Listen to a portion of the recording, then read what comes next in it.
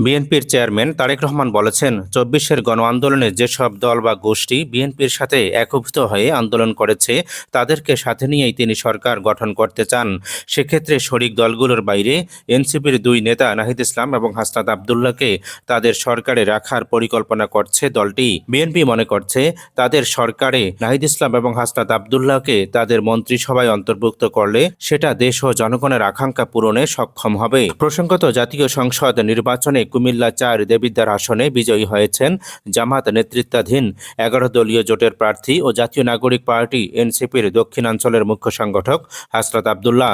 তিনি পেয়েছেন ১,৬৬,৫৮৩ ভোট। প্রাথমিক বেসরকারি ফলাফল সিটে তার নাম মোহাম্মদ আবুল হাসনাত হিসেবে উল্লেখ করা হয়েছে। তার নিকটতম প্রতিদ্বন্দ্বী বিএনপি সমর্থিত গণ অধিকার পরিষদের প্রার্থী জসিমউদ্দিন পেয়েছেন ৪৯,৮৮৫টি ভোট। ১১৭টি ভোট কেন্দ্রের মধ্যে ১১৬টি ভোট কেন্দ্রে ভোট গণনায় এই ফলাফল জানা যায়। এই আসনে মোট ভোটারের সংখ্যা ৪,১০,৫৫৯টি। বৈধ ভোট পড়েছে ২,১৯,৩৭৫টি। ভোটের শতকরা হার ৫৪.৪৮%। এবারের জাতীয় সংসদ নির্বাচনে সর্বোচ্চ ভোট পেয়ে নির্বাচিত হয়েছেন হাসনাত আবদুল্লাহ।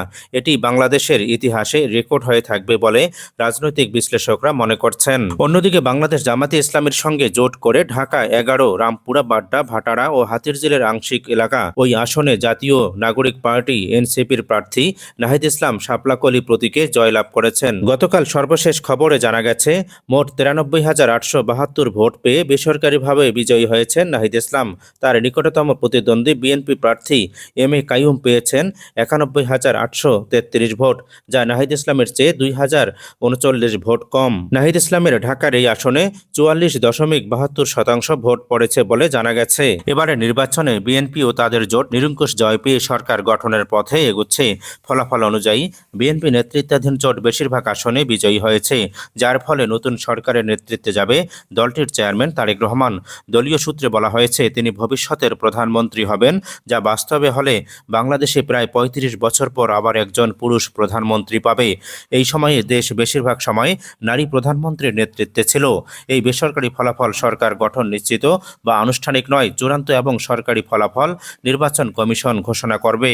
ইতিহাস বলছে, সর্বশেষ ১৯৮৯ সালে পুরুষ প্রধানমন্ত্রী ছিলেন কাজী জাফর আহমেদ। ১৯৯০ সালের পর থেকে দেশে আর কোনো পুরুষ প্রধানমন্ত্রী দায়িত্ব পালন করেননি। দীর্ঘ সময় ধরে বিএনপির সাবেক চেয়ারপারসন খালেদা জিয়া ও আওয়ামী লীগ সভাপতি শেখ হাসিনা সরকার প্রধান হিসেবে দায়িত্ব পালন করেছিলেন। এদিকে বিজয় উদযাপন ঘিরে কোনো ধরনের মিছিল না করার নির্দেশনা দিয়েছে বিএনপি। দলের পক্ষ থেকে জানানো হয়েছে, নিরঙ্কুশ বিজয় উপলক্ষে বাদ জুমা সারা দেশে শুকরিয়া আদায় করে বিশেষ দোয়া করা হবে। অন্যান্য ধর্মীয় উপাসনালয়েও প্রার্থনার আয়োজন করা হবে।